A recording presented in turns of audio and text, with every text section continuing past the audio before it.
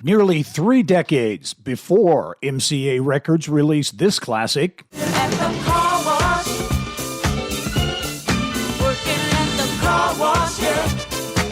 Come on and sing it with me, car wash. the Dahm family in Fort Wayne had a grip on how to get the grime and gunk off cars. 1948, downtown Fort Wayne. We were all full service for 20 years. They'd pull up, get out of the car, we'd wash it, and they'd get back in. The Dahms opened Indiana's first automated car wash 77 years ago and have driven it into one of the largest car wash chains in the country. Third-generation leader Sally Grant on the phenomenal growth of Crew Carwash. That's next on this edition of the Business and Beyond podcast.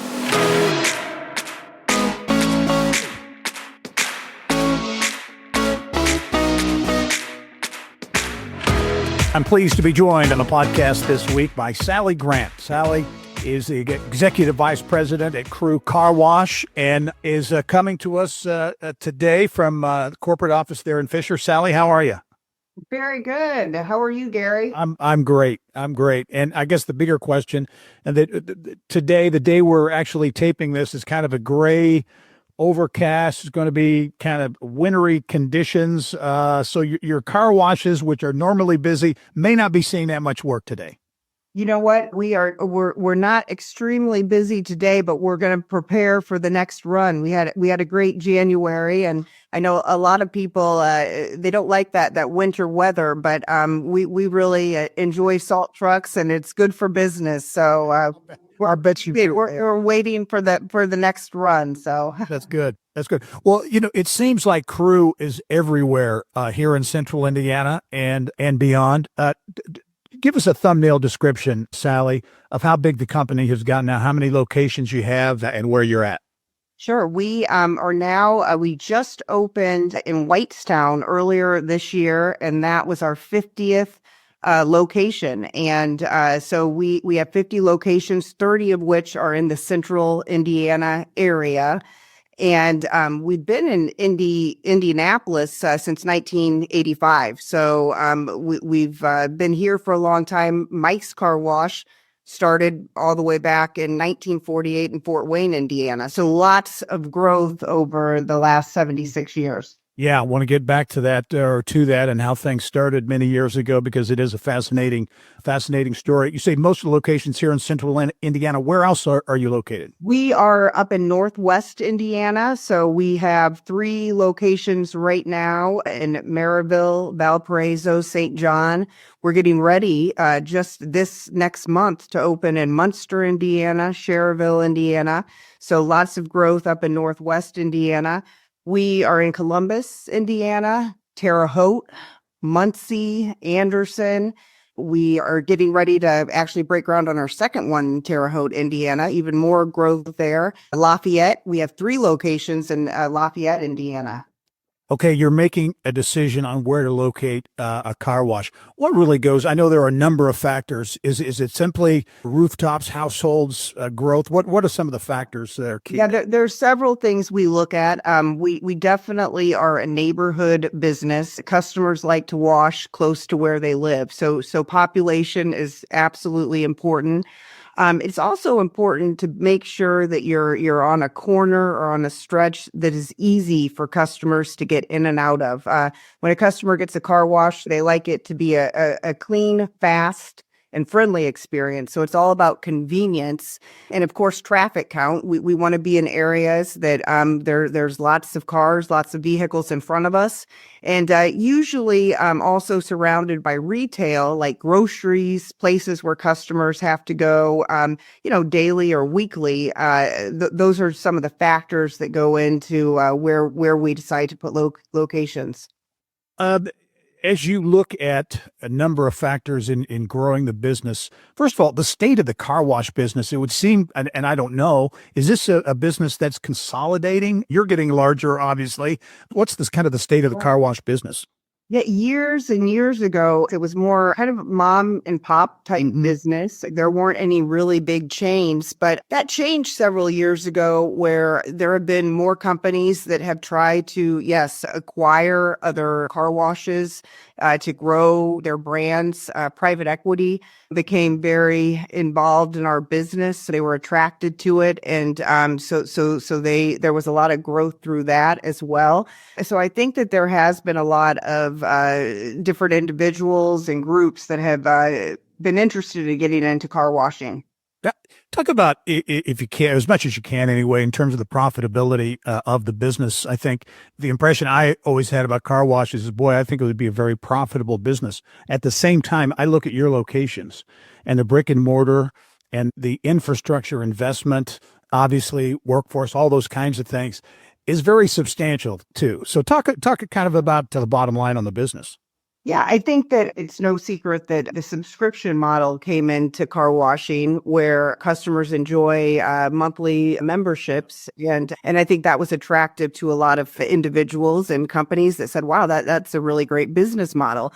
Like you said, though, it's a very capital intensive business. A Crew Car Wash, not forget the real estate, but it can be $6 million to invest in a car wash and to build a new facility.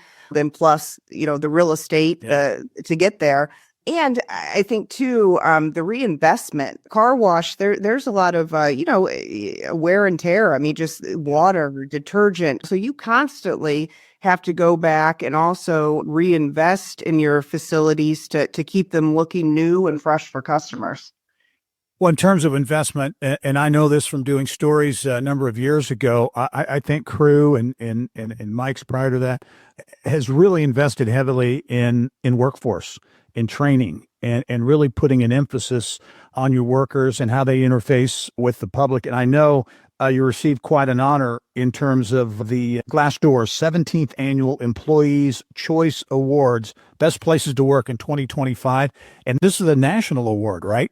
And Correct. Yes. Crew finished second in the nation. Yes. We were honored and even a little surprised because, like you said, it is national. We're Indiana based. We do have some car washes in Minnesota now, but primarily just located in Indiana. And we're just honored that we would come in number 2. It was our 6th year on the list.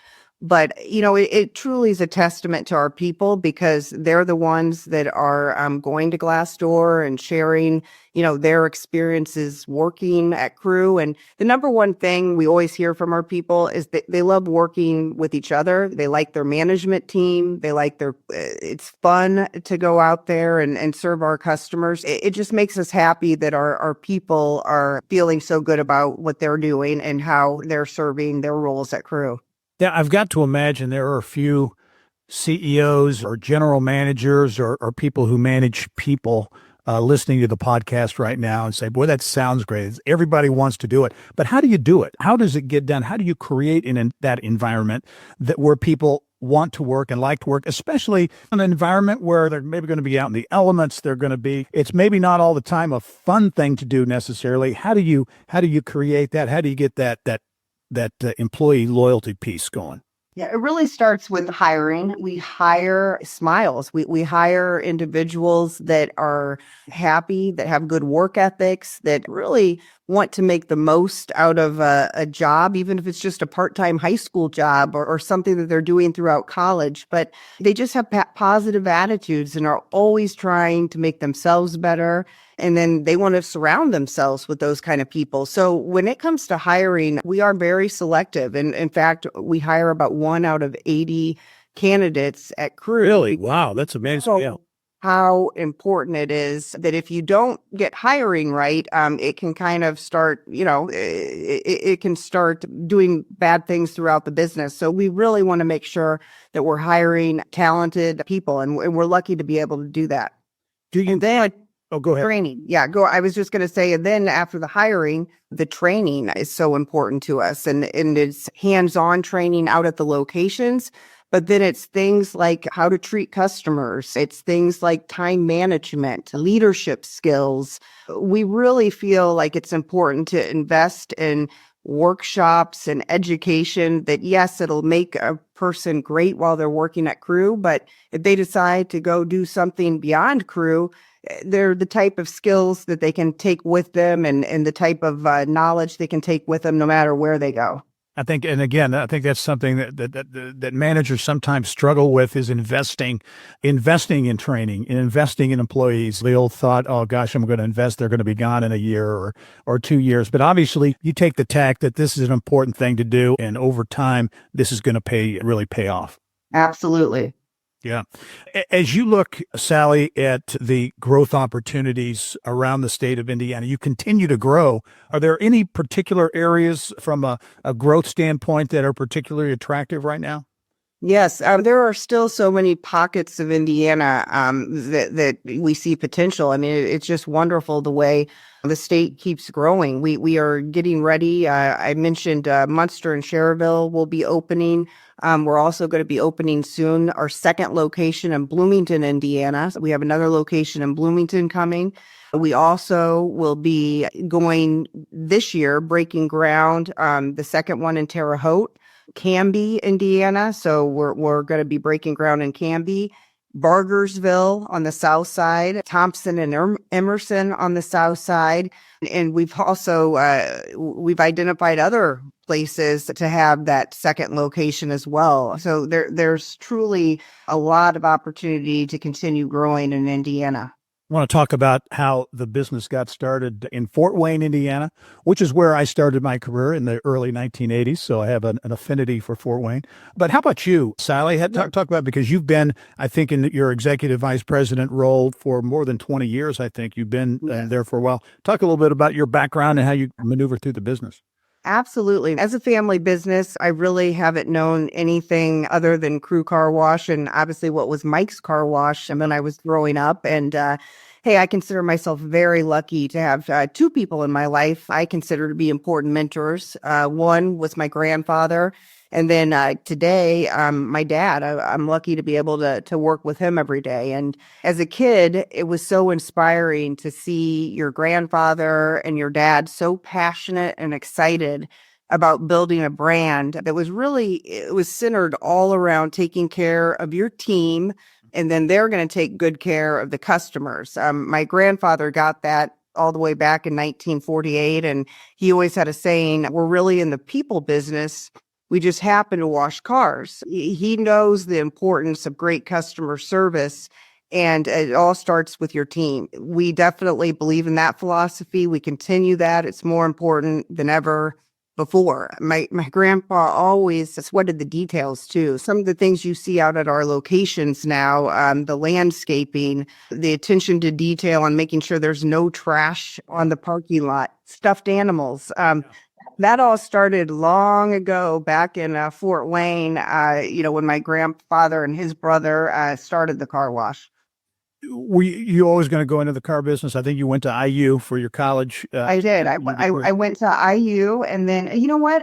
When I was growing up, 16, 17 years old, there weren't a lot of females that worked at Mike's. And as a teenager, I thought, oh my gosh, now that's completely changed today. We have more than half of our team members, associates are female. But back then there wasn't. So when I was going out to get a part-time job in high school and college, I actually worked for another family business, O'Malley's. I course all throughout high school and when I would come back from college. And hey, it was a great experience, but I did not work when I was younger at the car wash. And when I went to college, we were smaller then, and I didn't think of myself going into that role.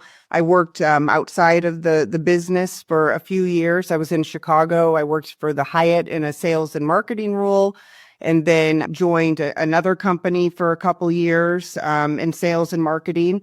And then I wanted to get back to Indy. I think I was ready to I miss my family. I wanted to come back to the Indianapolis area. And we were just to the size then where, my dad was still wearing a lot of different hats in the business. but we're getting ready to hire on a marketing person. And so there was an opportunity for me to kind of come back to the family business. And before I got involved in that role, I spent some time out in operations, working in the driveway as a service advisor, working out at the locations, interacting with our teams out there, and loved it. Again, we hire great people with great attitudes, and it's hard not to want to be around that kind of positivity. So, yes, I started 21 years ago and got involved in a lot of different areas of the business. As you look at growing up in a family business and now obviously working in a family business, you clearly see a lot of benefits and a lot of positives to that. Is there any downside? You hear both from people who work in a family business. I think it's mostly positive. How would you characterize working in a family business? And definitely positive. It's a privilege and an honor that a lot of people don't get to do. So I am very grateful to be able to work in a family business. And as far as downsides, I don't think that there's downsides. I think you just have to be very intentional not to overlap the family and the business too much. And that can be easier said than done because you're at family events and you talk about business and you've got other family members that maybe aren't part of the business. So even as a kid, I remember that was always kind of a conversation where it was like, okay, well, let's just take a break from the business and just focus on the family. So I think we're pretty good at that now, of balancing it. I know even my dad and I, we can, we may see things a little differently at work one day, but then, that night he's at my kid's basketball game and it's all about family. So I think as long as you can balance the two, it's great to be able to work for a family business. Yeah. Before I head to break, as you look at continuing to grow the business, is there a big challenge? What would you say the biggest challenge is? You're obviously a growing business. You're looking at growth opportunities around the state, perhaps beyond. What's the biggest challenge in running a car wash business? I think the biggest challenge is never outgrowing your culture because we really are known for our people. We're known for that special culture that we have at Crew. And we don't want to grow too fast. We always want to make sure that we have experienced managers that can go open up new car washes so that they truly understand what Crew's all about, so they can train associates to give that same great customer experience. So I think as a third generation family member and wanting to keep this going for generations to come, we just have to be very intentional about not outpacing our people and making sure that always is the most important. We never need to be the biggest. We just want to be the best at what we do. Much more ahead with Sally Grant, Executive Vice President at Crew Carwash. When we return, we'll talk about the early days, long before she was in the business, but how this really cool company started in Fort Wayne, Indiana, I guess more than 70 years ago. So we'll talk about that and a lot more when the Business and Beyond podcast returns.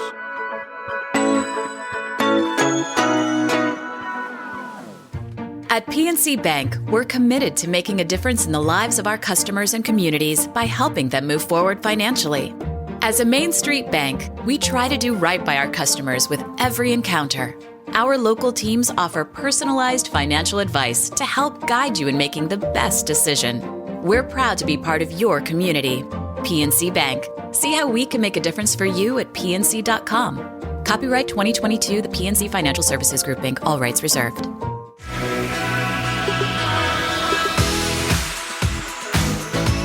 And welcome back to the Business and Beyond podcast presented by PNC. My guest this week is Crew Carwash Executive Vice President Sally Grant, who's joining us now from Sally from your Fishers headquarters. And I'm trying to remember, sometimes I lose track of time. When did you open that? When did you really, relocate or put the headquarters in Fishers? We actually have been in Fishers since 2004. Okay. Hague Road, just about 5 minutes from here. And we actually still have our office there. We do a lot of our fabrication, our maintenance team, construction, IT. They're still at that office. And then the second office, which we have kind of more of our corporate functions or departments, we opened here 3 years ago, and to have a car wash next door to us and then right next to Top Golf here. Okay, let's talk about how the company was founded back, in the 1940s. Yes, Joe, 1948. okay, so talk about that because it grew out, as I understand it, of there was a love for car washing and then an interest that was sparked. I think I read there was a trip to Detroit and a car wash up there, Yes. and anyway, things snowballed from there and things got rolling in Fort Wayne. Talk about what those early days were like. Sure. Yeah. So my grandpa actually he had started going to IU. He went there for about 2 years, and then he came across this concept of car washing. It was a trip that he had made to Michigan, and he was very intrigued by it. And at the time, there was nothing like that, an automatic car wash in Indiana. So he actually approached his dad, my great grandfather, and shared his business plan. And my great grandfather gave him a little seed money to get started and opened up the first car wash in Indiana on Calhoun Street in Fort Wayne, Indiana. 76 years ago. It's still there today. It just, once he opened that up, it was full service. It was an old school style full service where customers would get out of their car and inside, outside, everything would be done. And then they, about 10 years later, opened up another car wash in Fort Wayne, another full service. Ran with those two car washes for a long time. My dad then got involved in the business and he started studying more and more about car washing and had this idea of, gosh, what if instead of customers getting out of their car, it takes a lot of time to do, you've really got to have a lot of time to commit to doing that. What if customers could stay inside their car and we would just do the outside and it would be a lot quicker. You wouldn't need as many team members. And it would be interesting to see if that was a concept we could grow with. And that was my dad's train of thought is trying to scale the business. So in 1978 in Fort Wayne, they converted one of the full service car washes to express only, exterior only. And it went so well that they opened up another location there. And then my dad was intrigued by the idea of growing. My grandfather and his brother, my uncle Ed, they really laid the foundation for our values, our philosophy on how to treat team members and our customers. And my dad wanted to take that foundation and grow it and see if we could scale that. So he moved down to Indianapolis in 1985. I was in first grade at the time and opened up the first car wash in Castleton on Allisonville Road, which is still there today. He always told me that my grandpa told him, hey, if it doesn't work out going into a new market, you can always come back home to Fort Wayne. Well, needless to say, it all worked out. And soon after Allisonville Road was opened, went to the east side and Washington Street, and then the west side on Lafayette Road, and then down in Greenwood on US 31. So those were the original four in Indianapolis. And then the rest is history and a lot of car washes to fill in since then. To me, this really is an entrepreneurial story because, it was started. And what was the first car wash? Was it Mike's Minuteman? Was that Mike's Minuteman, and my grandfather's name was Joe, but the equipment that was used was called Minuteman, and he thought Mike's Minuteman had a better sound to it than Joe, and he happened to have a little brother who wasn't part of the business, but his name was Mike, so he called it Mike's Minuteman Car Wash. From an entrepreneurial standpoint, you started the car wash. You had the, getting out of the car and having the folks do the inside, all that, and then seeing an opportunity to go to the automated, to go to the, automatic car wash type thing was really kind of, and now today, as you look at technology and ways to improve the business, there really is an entrepreneurial element to this that's very strong.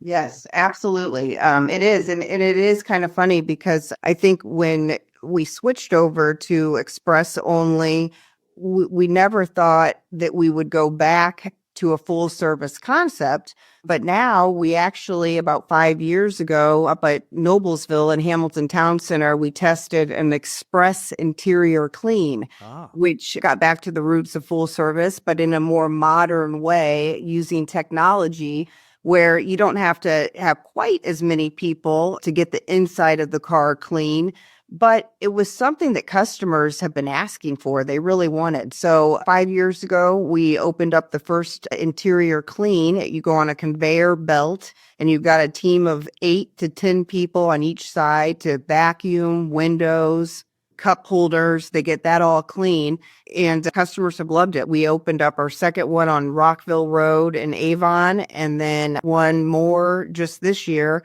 State Road 32 in Hazeldale. And then we've got one also up in Whitestown in Anson. It's kind of fun to see that where we started, we kind of got back to it, but just in a different way.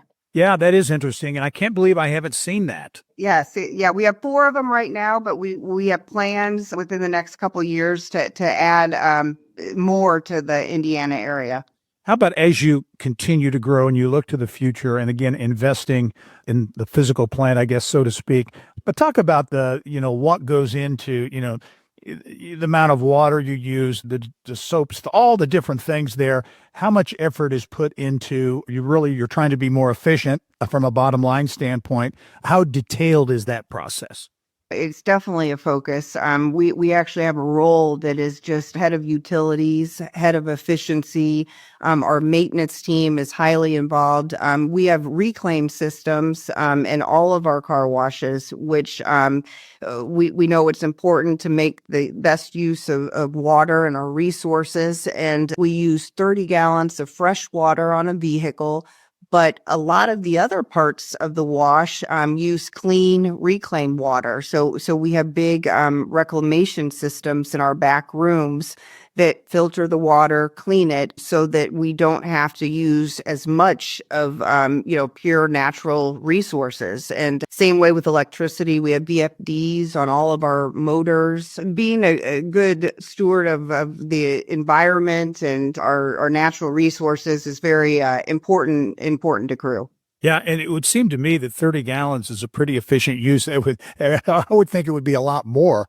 But over the years, we've really been able to bring that down. So, it's definitely been a focus. Okay. All right. In terms of what's next, and you may have mentioned it earlier in terms of the new car wash models that you're rolling out in here in Central Indiana. What's next? What's on the horizon for Crew Carwash? So Indiana is definitely still a focus, and there's still a lot of growth opportunity. We also are exploring new markets. A few years ago, we entered the Minnesota market. Everybody always asks, "Oh my gosh, you skipped over some places to get us Minnesota." And again, we spent a lot of time in a lot of different states, and real estate is very important, finding A+ real estate.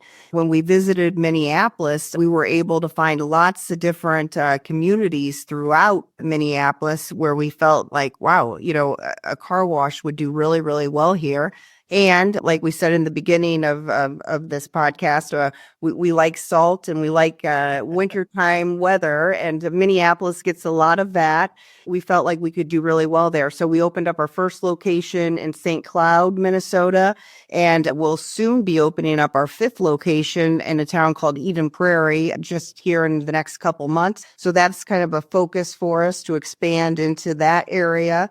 And then we're looking at some other Midwest opportunities. And for us right now, we like the idea of about 10% new location growth, which equates to about 6 or 7 new locations a year. We're trying to scale our teams, our project, our construction team, obviously managers, hiring great people to be able to run future locations is extremely important, but it's fun to grow. And I remember my grandpa always said, usually in business and in life, you're never going like this. It's always this or this. Right. We just want to make sure we don't go too fast, like I said earlier, because, hey, our culture and our people mean the world to us, and it's important to our customers as well. We just want to have some good, responsible growth, but give our team members the opportunity to grow at Crew. Well, certainly Crew Carwash is a great Indiana entrepreneurial success story. And Sally Grant, it's been great to talk to you and catch up, and congratulations on the continued growth. Look forward to seeing what's next. Thank you so much, Gary. All right. And thank you for joining us on this episode of the Business and Beyond podcast.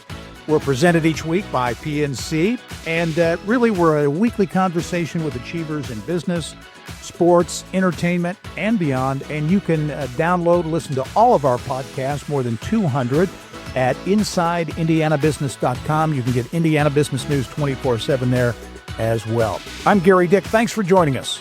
We'll see you next time.